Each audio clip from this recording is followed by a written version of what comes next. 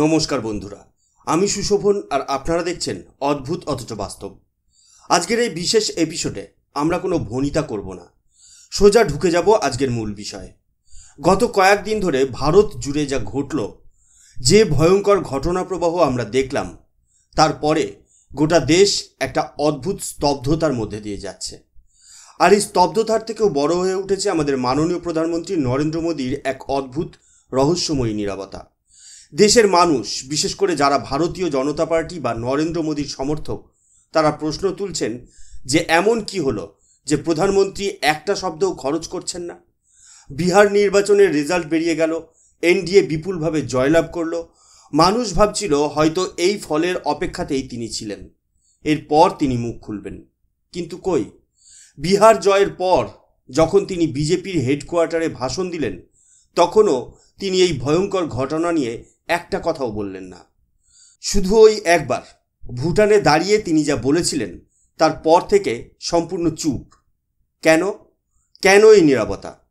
তাহলে কি প্রধানমন্ত্রী ভয় পেয়েছেন, নাকি তিনি কিছু লুকাতে চাইছেন, নাকি এর পেছনে আছে এমন কোনো গভীর ষড়যন্ত্র বা এমন কোনো গ্র্যান্ড স্ট্র্যাটেজি যা আমরা এই মুহূর্তে কল্পনাও করতে পারছি না?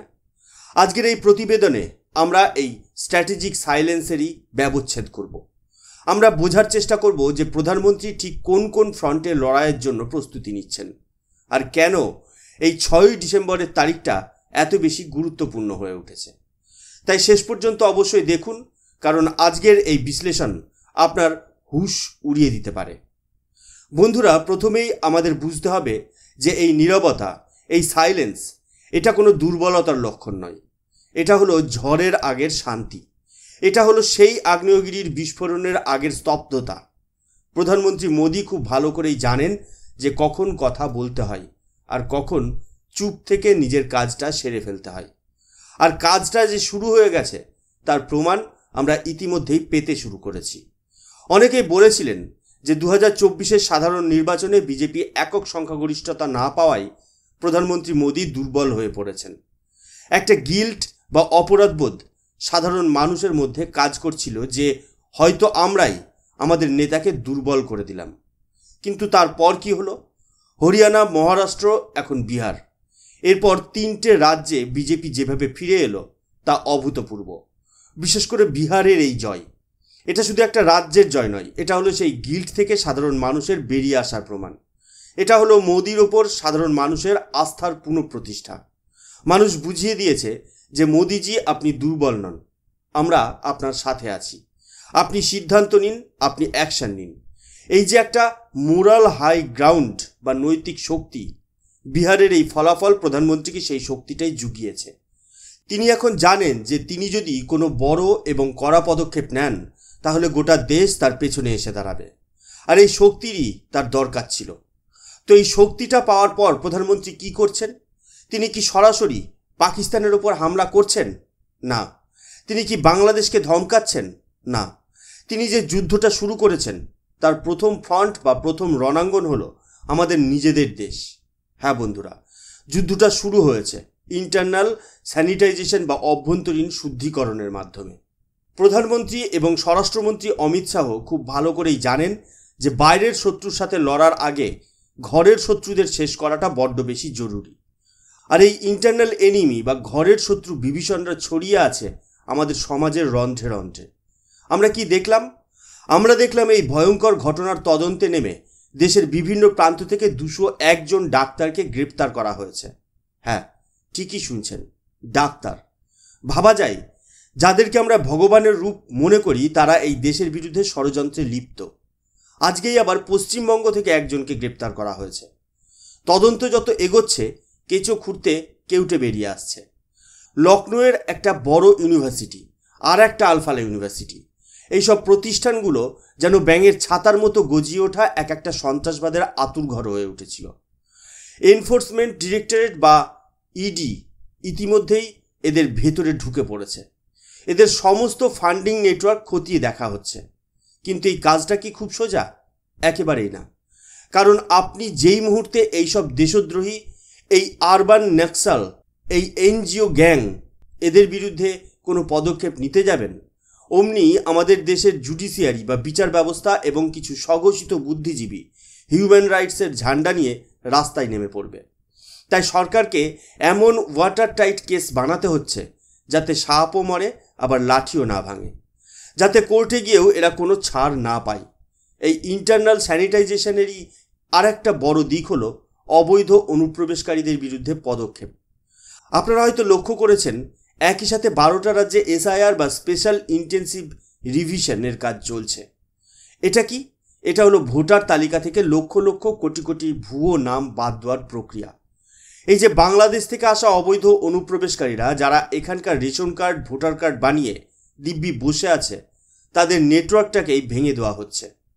বাংলায় কি হচ্ছে দেখুন।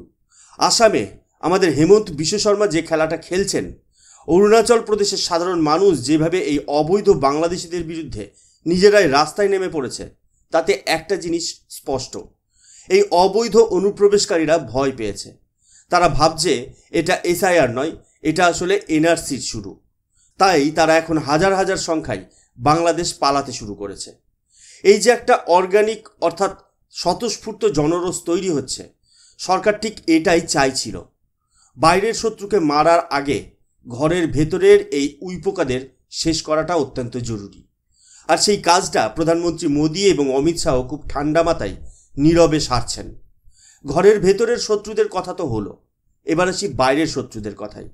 আর এখানেই আসছে সব থেকে বড় টুইস্ট। আমরা সবাই ভাবছি এই ঘটনার পেছনে পাকিস্তানের হাত আছে। হ্যাঁ আছে, কিন্তু তার থেকেও বড় এবং ভয়ঙ্কর যে অ্যাঙ্গেলটা এবার বেরিয়ে এসেছে সেটা হলো বাংলাদেশ। হ্যাঁ বন্ধুরা, বাংলাদেশ। তদন্তে জানা যাচ্ছে এই ভয়ঙ্কর বিস্ফোরণের জন্য অ্যামোনিয়াম নাইট্রেটের একটা বিশাল চালান ভারতে ঢুকেছিল, সেটা এসেছে বাংলাদেশ থেকে। এটা কোনো ছোটোখাটো অভিযোগ নয়, এটা সরাসরি অ্যাক্ট অফ ওয়ারের সামিল। আর ঠিক এই সময়ে বাংলাদেশের ভেতরের পরিস্থিতিটা একবার দেখুন। সেখানে কি হচ্ছে? ভারতের বন্ধু শেখ হাসিনাকে ক্ষমতাচ্যুত করে জেলে পাঠানোর ব্যবস্থা করা হচ্ছে। আর ক্ষমতায় কে বসেছে? মোহাম্মদ ইউনুস। আর এই মোহাম্মদ ইউনুসকে, তিনি আমেরিকার হাতের পুতুল। তিনি ক্ষমতায় এসেই ঘোষণা করেছেন যে তিনি দেশে গণভোট বা রেফারেন্ডাম করাবেন। কিন্তু তিনি এখন এমন একটা ফাঁদে পড়েছেন যেখান থেকে বেরোনোর কোনো রাস্তা তিনি খুঁজে পাচ্ছেন না। কারণ একদিকে 17 তারিখে শেখ হাসিনার বিরুদ্ধে একটা বড় ভার্ডিক্ট বা রায় আসার কথা। যদি শেখ হাসিনার সাজা দেওয়া হয় তাহলে গোটা বাংলাদেশে আগুন জ্বলে যাবে। আওয়ামী লীগ ইতিমধ্যে রাস্তায় নেমে পড়েছে। গত 24 ঘন্টায় শুধু ঢাকা শহরে 17টা বাসে আগুন লাগানো হয়েছে, 5টা ব্লাস্ট হয়েছে। গোটা বাংলাদেশে 30-এর বেশি বিস্ফোরণ হয়ে গেছে।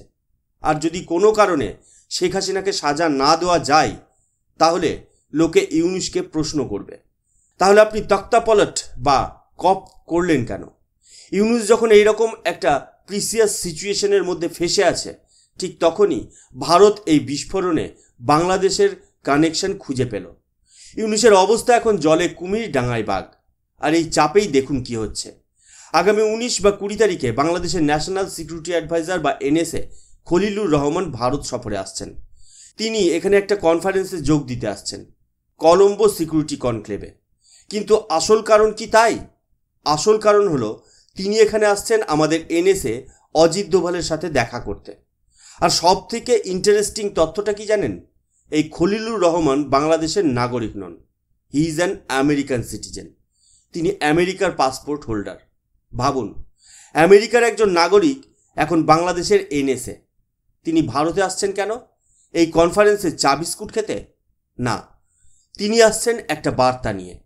তিনি অজিত দোভালকে এবং ভারত সরকারকে এটা বোঝাতে আসছেন যে দেখুন, এই বিস্ফোরণে আমাদের কোনো হাত নেই, প্লিজ আমাদের এর মধ্যে জড়াবেন না। তারা ভয় পেয়েছে, কারণ তারা জানে যে ভারতের ডক্ট্রিন বা যুদ্ধনীতি বদলে গেছে। ভারত এখন ঘরে ঢুকে মারে।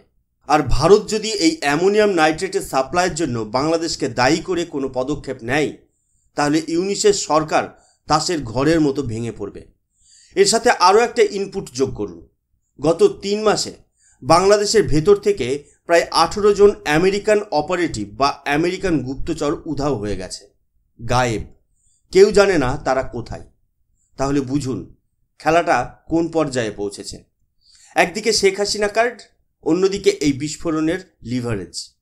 প্রধানমন্ত্রী মোদির কাছে এটা একটা সুবর্ণ সুযোগ বাংলাদেশের এই প্রবলেমটাকে নিউট্রালাইজ করার এবং সেখানে এমন একটা ব্যবস্থা তৈরি করার যা ভারতের পক্ষে যাবে। দেখা যাক অজিত দোভালের সাথে এই আমেরিকান অ্যাডভাইজারের মিটিংয়ে কি হয়। এবার আসি আমাদের ইটার্নাল এনিমি চিরশত্রু পাকিস্তানের কথাই। এটা হলো ফ্রন্ট নাম্বার 3। দেখুন, পাকিস্তানের সাথে কিভাবে ডিল করতে হবে সেটা ভারতের খুব ভালো করেই জানা আছে। পেহেলগামের ঘটনাতেও পাকিস্তানের ডাইরেক্ট কানেকশন পাওয়া গিয়েছিল, আর এবারের ঘটনাতেও জৈশ ই মোহাম্মদের নাম সরাসরি উঠে আসছে। অর্থাৎ ভারতের কাছে পাকিস্তানকে শিক্ষা দেওয়ার জন্য একটা ফিট কেস তৈরি হয়ে আছে। ভারতের যুদ্ধনীতি এখন খুব স্পষ্ট, an act of terror is an act of war. অর্থাৎ একটা সন্ত্রাসবাদী হামলা মানেই আমরা সেটাকে যুদ্ধ বলে মনে নেব, আর তার জবাব আমরা আমাদের সময় এবং সুযোগ মতো দিয়ে দেব। প্রথম সার্জিক্যাল স্ট্রাইকে আমরা যে সময় নিয়েছিলাম বালাকোটে তার থেকে বেশি সময় নিয়েছিলাম। তারপর অপারেশন সিন্দুরে আরও বেশি সময় লেগেছিল, আর এবারও আমরা সময় নেব, কিন্তু জবাব যখন দেওয়া হবে সেটা হবে ভয়ঙ্কর। অপারেশন সিন্দুর 2 যে কোনো দিন অন হয়ে যেতে পারে। কিন্তু পাকিস্তানের সাথে লড়ার আগেও আমাদের আমেরিকার ডাবল গেমটা বুঝতে হবে। যেই মুহূর্তে বিহারের রেজাল্ট পরিষ্কার হয়ে গেল যে মোদিজি আবার শক্তিশালী হচ্ছেন, অমনি ইসলামাবাদে বসা ইউএস অ্যাম্বাসি থেকে একটা টুইট করা হলো। সেই টুইটে বলা হলো যে পাকিস্তানের সাথে আমেরিকার স্ট্র্যাটেজিক পার্টনারশিপ খুব গুরুত্বপূর্ণ। এটা কি? এটা ভারতকে দেওয়া একটা খোলা বার্তা যে মোদি, তুমি যতই শক্তিশালী হও, আমরা কিন্তু পাকিস্তানের পেছনে আছি। এমনকি ম্যাক্রো রুবিওর মতো আমেরিকান সেনেটর, যিনি প্রথমে বলেছিলেন যে ভারত খুব প্রফেশনালভাবে তদন্ত করছে, ভারত আমেরিকার সাহায্য চায়নি, যেই মুহূর্তে ভারত ঘোষণা করল যে এটা একটা টেরর অ্যাক্ট, অমনি তিনিও বলতে শুরু করলেন যে হ্যাঁ, এটা একটা টেরর অ্যাক্ট। অর্থাৎ আমেরিকা সবসময় ভারতের পেছনে পেছনে চলবে, কিন্তু পাকিস্তানের হাতটাও ধরে রাখবে। তবে পাকিস্তানের অবস্থা এখন সব থেকে শোচনীয়। ওদের আর্মি চিফ আসিম মুনির এখন একটা মারাত্মক ফাঁদে ফেসেছে। একদিকে সে সৌদি আরবের টাকায় এবং আমেরিকার নির্দেশে গাজায় পাঠানোর জন্য হাজার হাজার সৈন্য রেডি করছে। অন্যদিকে সে ভয় পাচ্ছে যে যেই মুহূর্তেই সে এই সৈন্যদের পাকিস্তানের বাইরে পাঠাবে, অমনি একদিকে তালিবান, একদিকে বালোচ, একদিকে সিন্ধি, আর একদিকে ভারত সবাই মিলে পাকিস্তানকে ছিঁড়ে খাবে।